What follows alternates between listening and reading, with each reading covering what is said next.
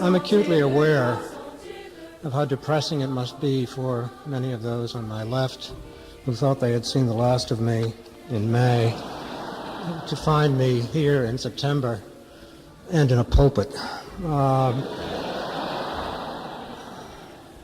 All I can say is they asked me, and I came, and we can consider it a belt-tightening economy measure, which we will all have to endure.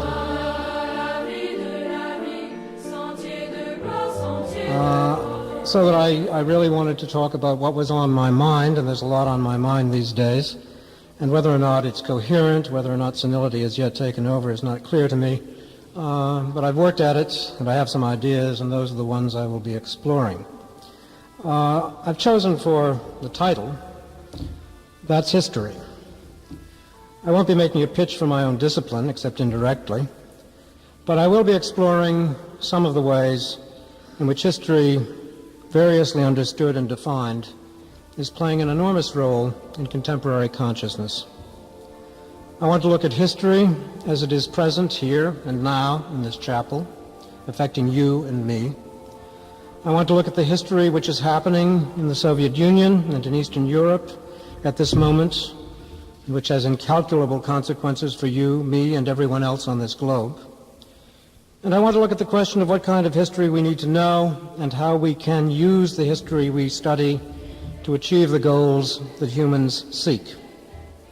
And above all, I want to look at the ways in which history and our understanding of history shapes our understanding of individual freedom.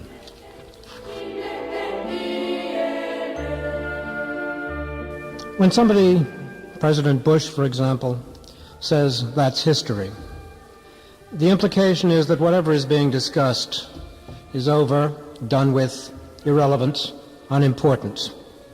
The savings and loan ripoff, that's history. The BCCI scandal, that's history or nearly. Noriega's drug running for the CIA, that's history. The Iran-Contra arms deal, that's history. There seems to be a high correlation between a contempt for history and criminal behavior.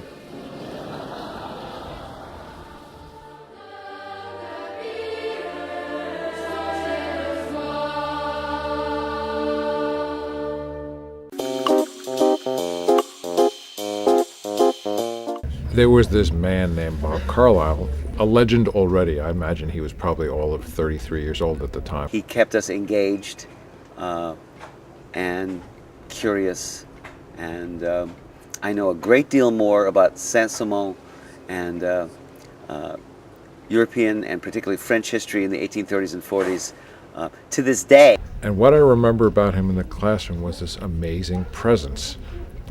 Those of you who are here celebrating Bob's life will remember this as well. There was this guy who knew everything. He didn't have any notes. He walked over to the window. He inhaled a camel into the very soul of his being. He looked out the window and he started to talk. And an hour later, he stopped talking.